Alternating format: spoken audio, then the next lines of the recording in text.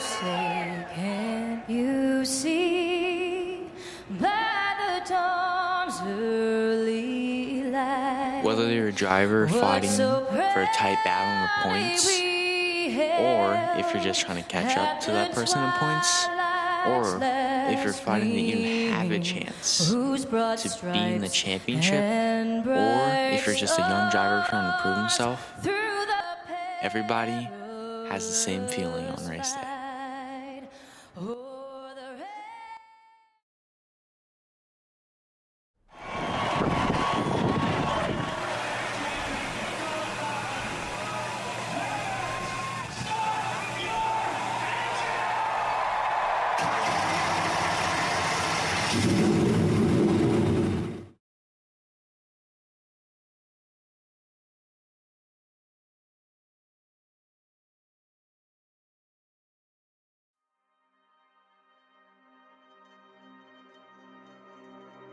Dusk.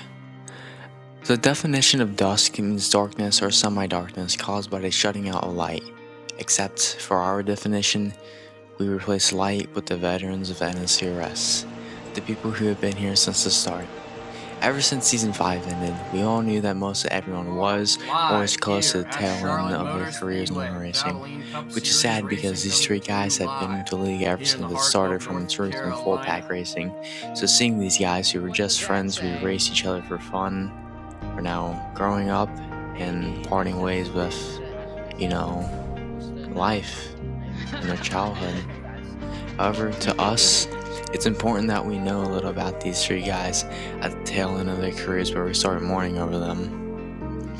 To no surprise to really anyone, AMSC won his second NSCRS championship in Season 5 and became the first NSCRS driver to be a multi-time Cup champion.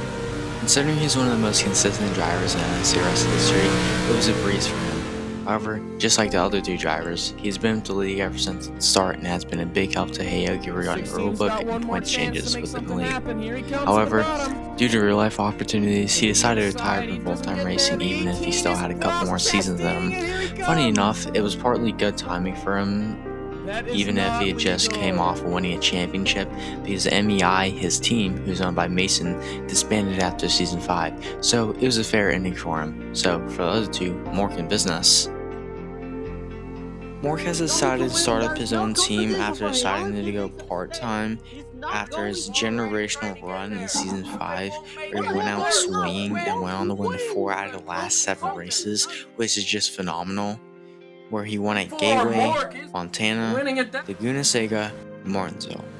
Now, his team Pontiac Racing is repping Pontiac, as you may guess, for their manufacturer, as it's the newest in all of NSCRS. Fortunately, he will still be heavily involved with not just NSCRS, but road racing in general. He plans to contribute and help Limes with his team, CDR, and other leagues, along with his own as he tries to face the struggles of being a team owner and finding worthy drivers. Now, last but surely not least for young drivers, business. You could fairly and very well argue that he is not just the best in the NSCRS, but one of the best in the road racing scene, period.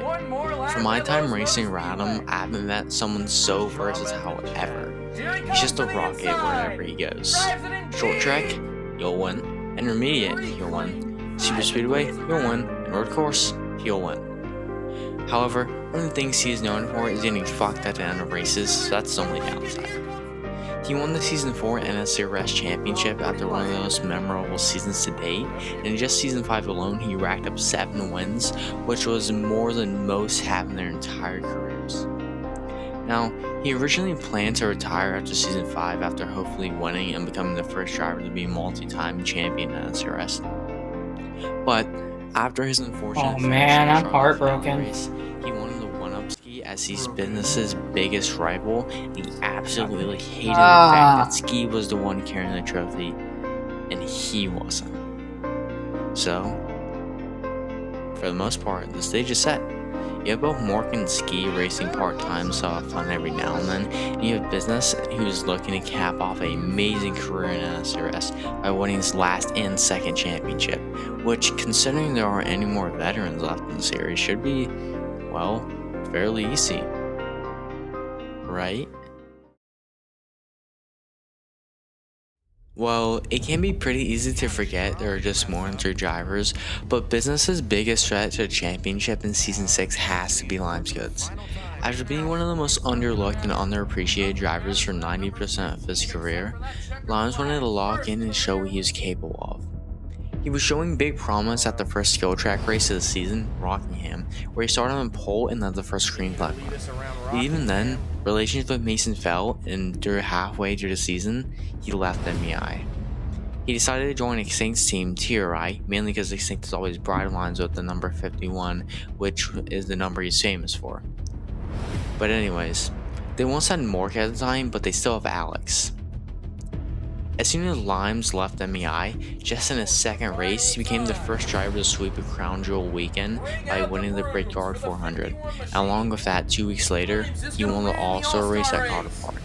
And at the final race of the season, he swept Charlotte even with all 3 championship contenders knocking at his door. He also went on to win 3 important awards at the end of the season, which were Best Short Track Driver, after all his Truck Series runs, Cleanest Driver, and Most Underrated Driver. If there's a driver that upset and outpaced business on a certain weekend, it's gonna be LimezGoodz. But even then, it will be difficult to one-up business. Over the off-season during unscripted Snowball Derby, business dominated the entire time, but then again, when it mattered most, Limes woke up and on the last restart he had the lead and ran away. But even though business started all the way back in P8, he ran Limes down to even with a 2.5-second lead. Eventually, ended up taking away from him and he won the Snowball Derby that day. Other than that, both are good friends outside of the racetrack, but on the racetrack, it's nothing but a tense sense of urgency to one-up each other. Now, I know we talked about just these 4 drivers, but there are still plenty of solid drivers to mention. One of those is Mason. Now, he may not be the most talented driver ever, he may not be the most skilled driver ever, but he's always due for at least one win a season. And not to mention, he's one of the best short trackers in NSCRS. And it's also important to mention that he disbanded MEI, so Ski will be running his select starts on his own, and Mason will race with Wolfpack Race in Season 6, hopefully looking for his breakout season. And on the topic of teams and such, Ollie declared he will race full-time next season with a team of his own in the number 22 car. Similar to some drivers, he was with the league earlier than most until other leagues caused interest like IDKRA. It also seemed like he was struggling to get used to his Season 5 cars at the Charlotte finale race until he dropped out of the race due to frustration. So it will be fun to see how he adjusts to the even more sensitive Season 6 car. Now, there are a lot of drivers who show up, but just not consistently enough to go full-time. And those drivers are people like Alex, Duel, Caston, Lima1, Henry, and Max, which in their respective ways are decent drivers in the pretty much same way we described Mason. Now, of those drivers, Duel is by far the best of the batch, and was showing a lot of promise at the beginning of Season 5 by winning Rockingham in pretty dominant fashion. After coming off of an Interstate Championship, where it was the only one comparable to the season of Heyogie's in Season 5, he planned to go on to be a D1 regular, and even though he missed a good chunk of the season, he still ended up an astounding 4th in the standings, finishing runner-up to all the championship contenders.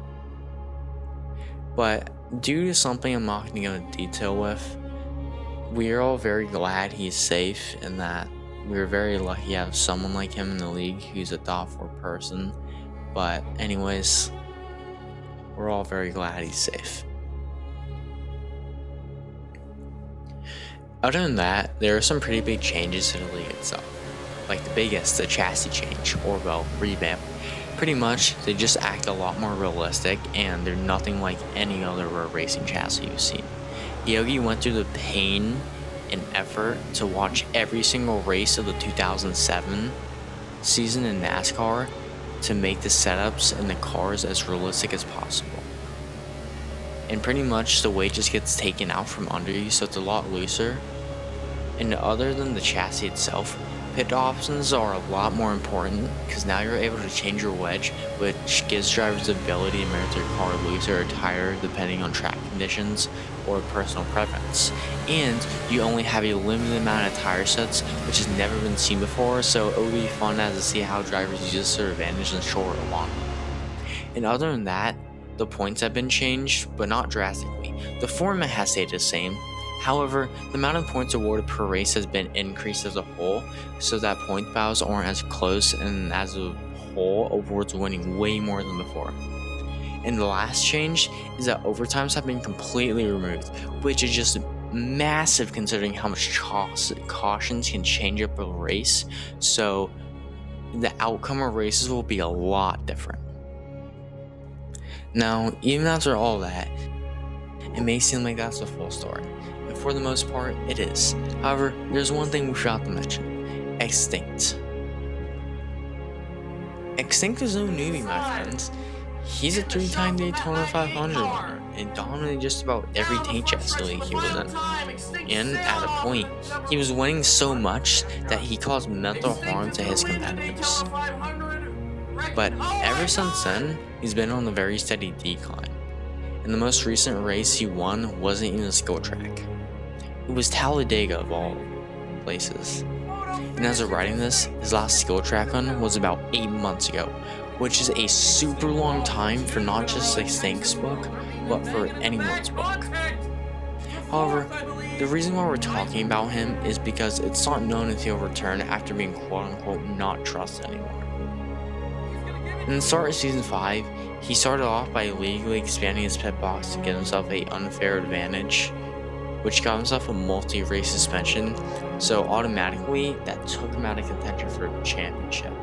And on top of that, his driving style and attitude just poured salt into the wounds. And if you know him very well, you'll find out, I guess you'll know, that he's a guy who doesn't really take anything seriously up until the last second, which was the case heading into Martinsville, the second to last race in Season 5. He found himself in second with about 4 car lengths separating him and Ski, and on the white flag, coming to turn 4, he decided to dump Ski for the win, which is already pretty unfair and bad itself considering he would have won the championship early if not for that.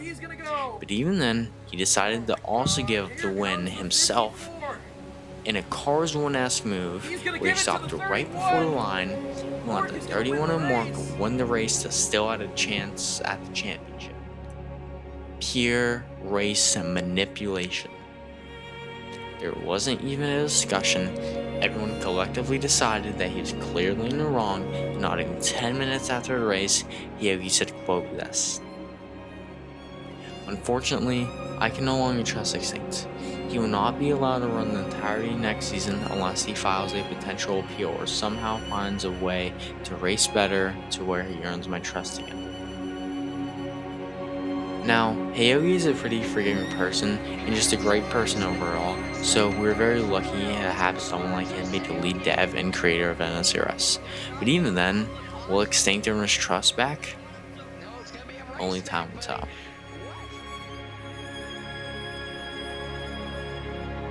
Now, with all that said, the stage is truly set for Season 6, where you have just one veteran in business trying to win his second and final NSCRS championship while trying to hold it off from LimezGoodz and all of previously mentioned drivers like Duel, Mason, and Ollie. And now we'll see if Extinct can gain his trust back and how the part-time drivers are doing their select starts. And now it's business's final dance. It all depends to see on how he performs, to see if age prevails youth.